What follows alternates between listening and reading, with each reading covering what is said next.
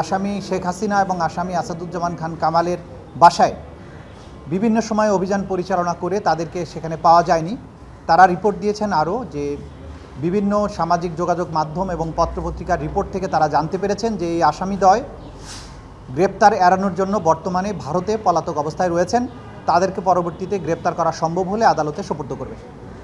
এই রিপোর্ট আসার প্রেক্ষিতে আমাদের ট্রাইব্যুনালের যে আইন আছে, ট্রাইব্যুনালের জন্য যে রুলস অফ প্রসিডিওর আছে, সেই প্রসিডিওর অনুযায়ী যেহেতু গ্রেপ্তার তাদেরকে করা যায়নি, সে কারণে আদালত আগামী এক সপ্তাহের মধ্যে তাদেরকে হাজির হওয়ার জন্য, অর্থাৎ এই আসামি শেখ হাসিনা এবং আসাদুজ্জামান খান কামালকে আগামী এক সপ্তাহের মধ্যে হাজির হওয়ার জন্য নির্দেশনা দিয়ে আদালতের এই আদেশটি দুটো বাংলাদেশের বহুল প্রচারিত পত্রিকায় বিজ্ঞপ্তি দেওয়ার জন্য আদেশ দিয়েছেন এবং এই বিজ্ঞপ্তি অনুযায়ী তারা যাতে হাজির হন আগামী 24শে জুন তাদেরকে সেই বিজ্ঞপ্তির মাধ্যমে জানিয়ে দেওয়া হবে 24শে জুনের মধ্যে তারা যাতে এই আদালতে এসে হাজির হয়ে এই বিচার প্রক্রিয়া মোকাবেলা করেন।